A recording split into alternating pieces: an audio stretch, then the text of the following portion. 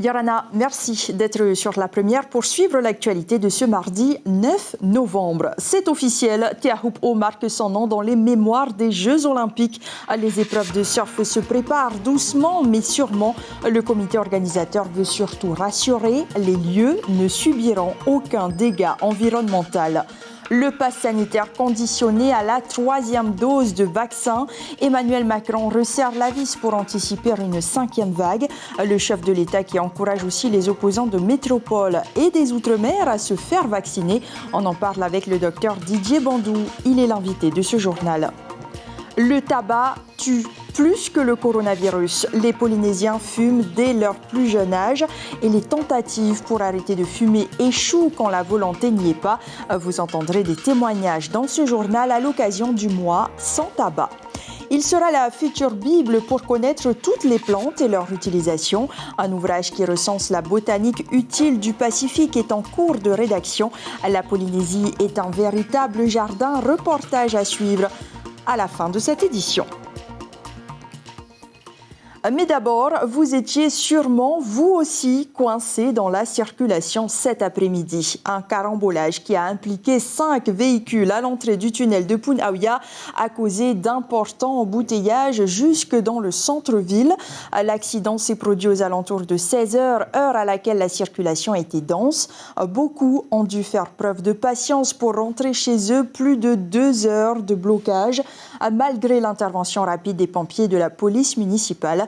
Aucun blessé, un état déploré. Le mythique spot de Teahup'o sera préservé, assure la délégation olympique 2024. Dès l'annonce du choix, l'inquiétude est née chez les riverains et les associations pro-environnementales. Est-elle légitime? Réponse avec Cybèle Plichard et Nicolas Suire. La délégation Paris 2024 pose enfin le pied à Vaira'o, chef-lieu de la commune de Taiarapu-Ouest. La commune abrite aussi Toahotu et la désormais célèbre Teahup'o. Adapter un dispositif olympique sur ce spot mythique est une première. On ne parle pas d'une structure comme une aréna comme Bercy ou comme n'importe quel site de compétition à opérer. Là, on est vraiment sur un site en plein air qui a déjà une histoire, qui a déjà une grande personnalité. Et donc, c'est un vrai exercice de réflexion de savoir comment nous adapter à ce site pour justement le révéler encore plus, parce que ça va être une vitrine extraordinaire pour Teahup'o. Une vitrine pour des milliards de téléspectateurs, mais aussi pour des centaines de visiteurs. Parmi les structures probablement financées par les JO, un parking de 400 places à la pointe Riri de Toahotu. Ce site-là va être utilisé pour l'arrêt des personnes qui vont venir sur Teahup'o, où il y aura un grand stationnement de parking, des foires-potées, des restaurants pour accueillir les gens qui arrivent. Et c'est à partir de là que les personnes vont prendre le bus pour y aller jusqu'à Teahup'o ou par la navette maritime. Des navettes maritimes qui devraient accoster dans des marinas en meilleur état. Les réfections des pontons de Punui et de Teahup'o sont déjà programmées. Ce qui nous inquiète, nous les pêcheurs, c'est l'accostage de nos bateaux. On ne sait pas à quelle sauce on sera mangé, car ici c'est un espace vraiment étroit.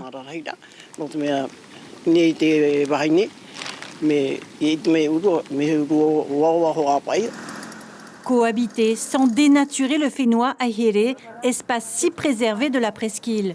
Le village olympique y sera bienvenu, mais sans les athlètes. C'était le souhait de la population de justement ne pas avoir trop d'infrastructures et de vraiment limiter l'impact environnemental. Donc voilà, nous sommes et nous serons toujours à l'écoute de cette population. Parmi les options de logement possibles, l'hôtel de Punui à Toahotu en passe d'être rénové. Un établissement de 65 chambres livré mi-2023, un projet de la famille Auroy. Une alternative possible, mais bien des inconnus subsistent, des sujets sensibles comme la construction d'un nouveau pont vers le Whenua Ahire. C'est donc officiel, la Polynésie est labellisée Terre de Jeux 2024. La convention signée entre le comité d'organisation des Jeux Olympiques et le gouvernement engage les deux parties à faire vivre la dynamique olympique sur le Whenua en respectant les lieux. Edouard Fritsch l'a promis, l'organisateur aussi. Étienne Taubois, directeur général du comité organisateur des Jeux Olympiques, est au micro de Nicolas Suire. Les jeux sont là. Les jeux sont en Polynésie française et avec Terre de Jeux, l'idée c'est de promouvoir les 3 grands axes de Paris 2024 qui sont la célébration autour des Jeux, des valeurs olympiques, l'engagement, et on espère avec Paris c'est de pouvoir embarquer le plus grand nombre derrière nous et de rendre ces Jeux concrets au travers de programmes à l'école, au travers de programmes de valorisation de l'olympisme. Et puis c'est l'héritage. Et donc c'est toutes les actions qui vont laisser une trace, qui vont permettre de mettre plus de sport dans la vie des gens et qui vont amener, encore une fois, des choses qui resteront. Parce que faire les Jeux, c'est très bien, mais il faut que ça puisse avoir un sens, que ça puisse être une utilité. Mais comment faire vivre la dynamique olympique en pleine crise sanitaire? Car le variant circule toujours. 25 cas actifs recensés aujourd'hui, 15 malades sont toujours hospitalisés, dont 5 en réanimation. Et si aucun décès n'est à déplorer depuis le 26 octobre, le pays n'est pas à l'abri d'une nouvelle vague épidémique. Elle fait son apparition petit à petit en France hexagonale. Pour l'instant, pas de confinement ni de couvre-feu, mais le président de la République appelle les 6 millions de Français non vaccinés à la responsabilité individuelle et collective. Emmanuel Macron qui s'inquiète de la forte augmentation du taux d'incidence avec une petite pensée pour l'outre-mer. Écoutez. L'augmentation de 40% en une semaine de notre taux d'incidence et la remontée des hospitalisations sont des signaux d'alerte. De même que la situation dans certains territoires d'outre-mer où la vaccination demeure encore insuffisante dans bien des cas, et qui ont beaucoup souffert ces derniers mois. Je veux ici leur dire à nouveau la solidarité nationale et leur dire que tout continuera d'être fait comme depuis le début de la crise. Le chef de l'État qui a tenu à rappeler la baisse de l'immunité contre le Covid après 6 mois de vaccination et d'encourager la population à recevoir la 3e dose. En Polynésie, plus de 6 000 Polynésiens seulement l'ont reçu. Docteur Didier Bandou-Yarana, merci d'être sur notre plateau. Plus de 6 000 personnes seulement ont reçu une 3e dose. Est-ce suffisant pour vous? Non, certainement pas. Il faut que ça monte en puissance. On le sait tous. Il faut motiver les gens. On savait très bien que cette immunité acquise grâce au vaccin allait baisser au fur et à mesure que les mois arrivaient. Et donc, c'est logique d'imaginer une 3e dose chez certaines personnes. Pour le moment, plus de 65 ans, mais même en métropole, on va conseiller aux plus de 50 ans de le faire, ce qui est tout à fait logique. Et il faudrait le faire aussi en Polynésie. Bien sûr, on se rend compte que si on en arrive à ce stade de ralentissement important de la pandémie, on ne va pas reconnaître de nouveau un épisode comme on l'a connu en juillet-août. Et pour ça, c'est grâce au vaccin, entre autres, mais essentiellement grâce au vaccin et aux mesures barrières. Alors, 67% seulement depuis 11 mois. 67% des Polynésiens sont aujourd'hui vaccinés. Comment est-ce que vous expliquez que les autorités sanitaires, quelque part, peinent toujours à convaincre ? Elle peine à convaincre, effectivement, mais c'est surtout dans certaines tranches d'âge. On voit bien que c'est surtout les gens plus jeunes, 18, 39 ans, on se sent un petit peu en dehors du risque de l'épidémie, alors qu'il est quand même là. Et surtout le risque de contamination qui est toujours là. Les personnes plus âgées sont quand même relativement bien vaccinées dans l'ensemble. Et les sanctions pour l'obligation vaccinale tomberont à partir du 23 janvier. Est-ce que vous pensez que cela pourrait encourager les réfractaires ? Ça encouragera certainement quelques réfractaires, certainement pas tous non plus. Le pass sanitaire, on attend sa mise en place ici, dans quelle mesure il se mettra en place. Il faut reconnaître que dans beaucoup de pays du monde, ça existe et sans forcément se heurter à l'organisation de tous les jours des gens. Et c'est quelque chose qu'il faudra appliquer au quotidien. Merci pour ces premières réponses. Nous vous retrouverons un peu plus tard dans ce journal, puisque les autorités sanitaires craignent aussi l'apparition d'une autre épidémie, celle de la grippe. Cette maladie peut être mortelle pour les personnes âgées, notamment 8 Polynésiens en sont morts en 2019 et près de 300 malades ont dû être hospitalisés pour s'en prémunir. Pas de produit miracle, mais un vaccin. Écoutez. Les personnes de plus de 60 ans, les personnes qui ont un carnet rouge, qui ont une longue maladie, mais aussi les personnes en surpoids, également les professionnels de santé et les femmes enceintes. Ce sont donc nos populations cibles que nous souhaiterions qu'elles se vaccinent, soit parce qu'elles sont fragiles, soit comme nous, les professionnels de santé, car nous pouvons transmettre la maladie aux autres personnes fragiles. Le docteur Philippe Biarès qui était l'invité café ce matin. Pour vous, donc, le vaccin est gratuit, mais pour les autres, il vous coûtera 2 000 francs en pharmacie. Le tabac demeure un fléau inégalé en Polynésie. Arrêter de fumer, c'est possible, comme l'indiquent certains slogans sur les paquets de cigarettes. Mais les obstacles du sevrage sont nombreux. Evelyne en témoigne. J'ai testé le patch, la e-cigarette, les aimants et aujourd'hui, je prends des médicaments à vie. Le reportage de Kaline Yenare Hiro Terorotua. Evelyne fume depuis plus de 50 ans. Le tabac n'a pas aidé ses bronchites chroniques. Elle a développé une BPCO. Elle prend désormais un traitement à vie. Et pourtant, elle a tout essayé pour arrêter de fumer, même les méthodes les plus insolites. J'avais trouvé ça sur Internet et c'est vrai que c'est soi-disant efficace à 100%. Moi, ça a dû l'être à 20%. Et donc, ce qui fait que j'ai arrêté aussi les aimants. Sa dernière tentative pour arrêter de fumer, c'était en décembre 2019. Sa consommation diminue. Après 3 mois de consultation au CPSA, le Centre de prévention et de soins des addictions. Mais le Covid et son confinement l'arrêtent dans sa démarche. Alors pour sa santé, mais surtout pour ses petits-enfants, elle veut de nouveau essayer avec le CPSA. Autant je suis courageuse pour d'autres choses, d'autres grosses maladies, que là, j'ai besoin d'aide. Je pense qu'on est tous des gros fumeurs. Si on veut arrêter, on a besoin d'aide. Demander de l'aide, c'est ce qu'a fait celle que nous appellerons Hina. Elle fumait plus d'un paquet par jour et cela a aggravé son asthme. Son médecin traitant la prévient, si elle continue, cela ne sert à rien de faire des projets de vie. Elle ne les réalisera pas.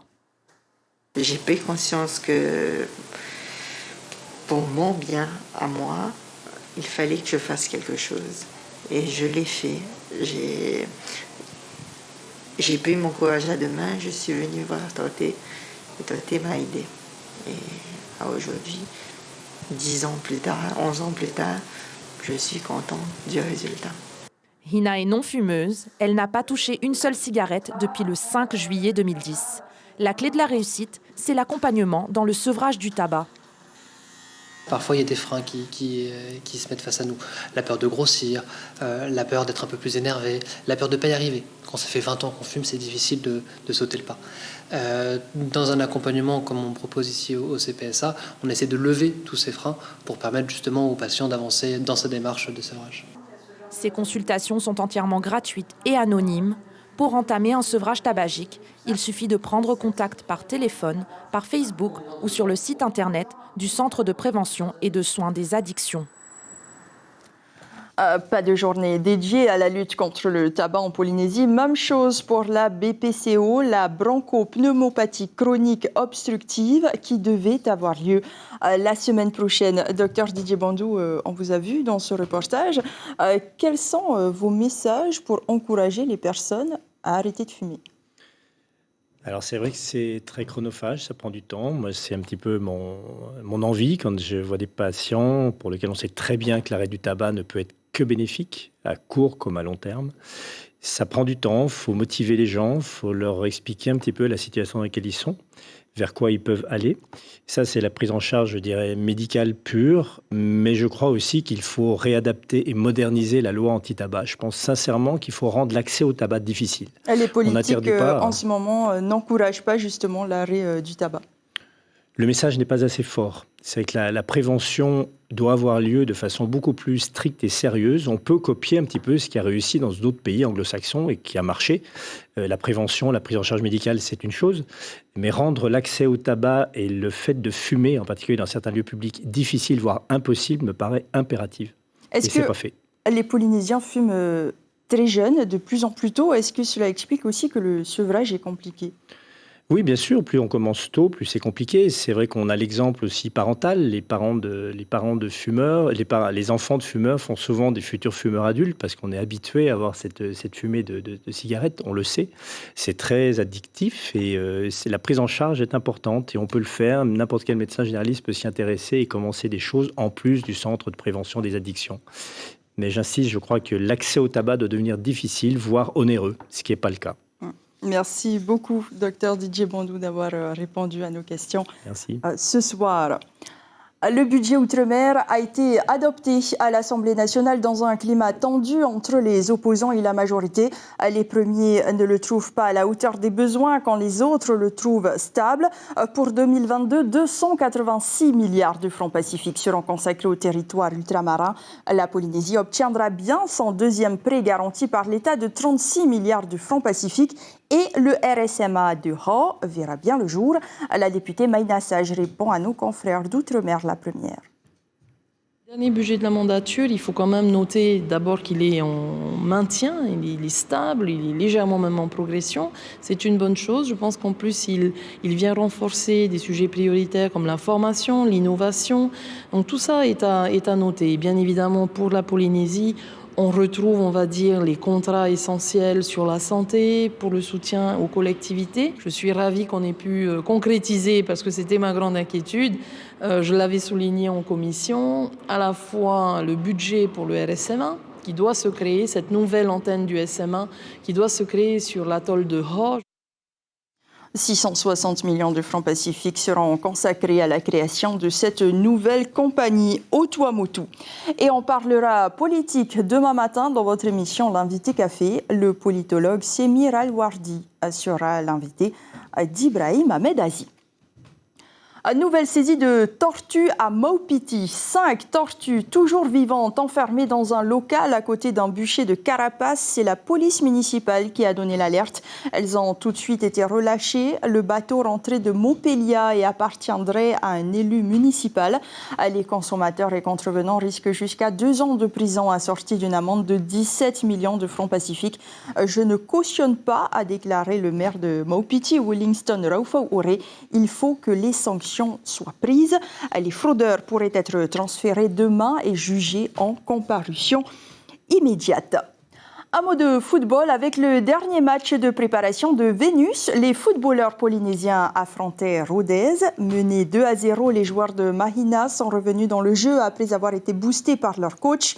Au final, ils se sont séparés sur un score de 2-2. De quoi les rassurer pour la suite. Certains joueurs précisent même que cela est de bon augure pour la rencontre ultime prévue samedi. Vénus affronte Trélissac FC. Vous pourrez la suivre en direct sur nos antennes dès 8h. Chose promise, chose due à Ho, l'apprentissage du Reo Paumotu fait désormais partie du programme scolaire. 13 heures par semaine, des référents culturels se rendent dans les écoles pour enseigner la langue au travers de chants, de danse et de cours ludiques. Tout ce qui sera enseigné aux élèves fera l'objet d'un spectacle qui sera présenté à la fin de l'année scolaire. Maïva Puranga, enseignante animatrice en langue et culture polynésienne, nous en dit plus au micro de Mathieu Allot. Nous avons nos référents culturels qui sont en œuvre en classe, donc c'est vraiment la mise en œuvre effective du projet qui a été amorcé en fin de période 2. Et il y a beaucoup d'intervenants qui vont venir tout au long de l'année. Alors ils sont au nombre de 5, avec 13 heures réparties sur 5 intervenants. Et à défaut de copra, des habitants de Bora Bora se sont lancés dans la vente de coco décortiqué et cette activité semble être rentable. 1500 francs le sac de 36 noix de coco. Temari Indi est le principal acheteur de l'île. Il retrouve les familles tous les lundis sur le quai de Farepiti pour récolter la marchandise, mais pas n'importe laquelle. On l'écoute, il répond à Rosanam Ehuta. Il faut que ça se calibre là. Il faut que la coco elle soit bien propre aussi. Et il faut laisser ça ici devant. Si on laisse ça devant, ben la coco elle peut durer 3 semaines. Et il faut qu'il y ait de l'eau aussi dedans. Ensuite nous avons le second, qui est celui-là. Il faut aussi qu'il soit bien propre. Celui-là c'est l'auto, coco germé. Vous pouvez prendre ça, le coco germé. Mais ce qui est très important, il faut qu'il y ait l'eau de coco dedans. Et il faut qu'il y ait ça aussi devant pour protéger la coco et pour qu'il puisse durer 3 semaines. Voilà, c'est ça le principe de mon boulot ici. Et merci beaucoup à vous. Passez une très bonne journée. Et nana. Et enfin, voyage au cœur des jardins de Tahiti pour découvrir les plantes utiles qui poussent à souhait. Mais aussi nombreuses sont-elles. Nous connaissons que très peu de leurs bienfaits et de leurs utilisations. C'est tout l'objet d'un livre collaboratif actuellement en préparation. Les détails avec Juliane Favnek et Patrick Tingsi. C'est une plante qu'on appelle efferalgan ici. Origan cubain, je crois. C'est une sauge. Ils sont au milieu d'un jardin tropical. Ici, Philippe et Sophia recherchent des plantes dites utiles. L'idée, les recenser dans un livre pour mieux les faire connaître. Ce légume-feuille, il est à la fois alimentaire et à la fois médicinal, puisqu'il a un rôle, on sait qu'il a un rôle préventif très important, notamment par rapport au diabète. Cette petite sauge-là, elle est super d'un point de vue médicinal. On peut à la fois l'ajouter éventuellement dans une salade où on aurait mis du ginura. Et elle a des vertus, elle a plein de vertus antioxydantes, anti-inflammatoires, antibactériens, antivirales, anti-beaucoup de choses, voilà. Ensemble, ce passionné de botanique et cette photographe partent à la rencontre des gardiens de Faapou où se cachent 1001 trésors, comme celui de Michel à Mateia. Oui, on a des espèces qui sont très rares sur le territoire. On a des mangoustans, on a un jackfruit, on a différents arbres comme ça qui sont un petit peu assez exceptionnels ici et qu'on entretient, qui ont prospéré et qui sont devenus vraiment pour nous des sources de bienfaits. Et on va essayer aussi de les multiplier, de les reproduire pour pouvoir les distribuer et permettre à d'autres personnes d'en bénéficier aussi. Bienfaits médicinal, mais pas seulement. Certaines plantes sont aussi utilisées pour la cosmétique ou la cuisine. Maëva a fait de son jardin un véritable garde-manger. Ça, c'est de la baselle. On appelle ça aussi des épinards de Malabar. Donc, on cueille les feuilles. Là, je les ai cueillies il n'y a pas longtemps, donc elles sont petites. Sinon, elles grossissent et elles peuvent être 2-3 fois plus grosses que ça. Et on les mange comme des épinards, comme du fafa. Rien n'est inutile ici, tout est réutilisé. C'est d'ailleurs le fil rouge du livre collaboratif, montrer l'utilité de chaque plante. L'idée, c'était surtout, au-delà de l'information botanique sur les plantes, c'était d'illustrer les usages. Et l'usage alimentaire, il est central. Donc, quand on est dans une situation comme ça, de lancer un projet comme ça de livre, on va se tourner naturellement vers ceux qui ont pratiqué, expérimenté l'usage alimentaire de ces plantes. Cet ouvrage permettra d'inscrire dans le temps ces connaissances immuables. Oui, des cultivateurs de Wallis et Futuna et de Nouvelle-Calédonie collaborent également à ce livre qui paraîtra en janvier prochain. C'est la fin de ce journal. Voici l'information principale de ce mardi. Le mythique spot de Te Ahupu'o sera préservé, assure la délégation olympique 2024. C'est donc officiel. Te Ahupu'o marque son nom dans les mémoires des Jeux olympiques. Les épreuves de surf se préparent doucement mais sûrement. Ce qui est sûr, adapter une épreuve olympique sur un tel site est une première qui appelle à la réflexion. C'est une soirée 100% série télévisée sur la première. 2 épisodes de SWAT d'abord, puis Unité 42. À la une de vos quotidiens, demain, La Dépêche fait sa une sur Teheura qui est face à sa bêtise. Il a en effet avoué qu'il avait enfreint les règles du jeu Koh-Lanta, raison pour laquelle il a été éliminé. Et Tahiti Info s'intéresse aux règles du transport de requins en eau trouble. Merci d'avoir été au rendez-vous. Portez-vous bien et à demain.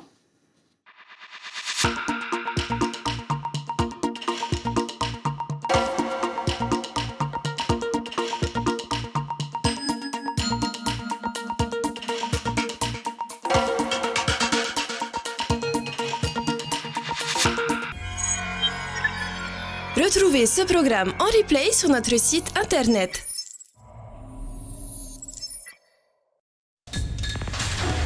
L'information en continu sur Polynésie la première, internet et réseaux sociaux.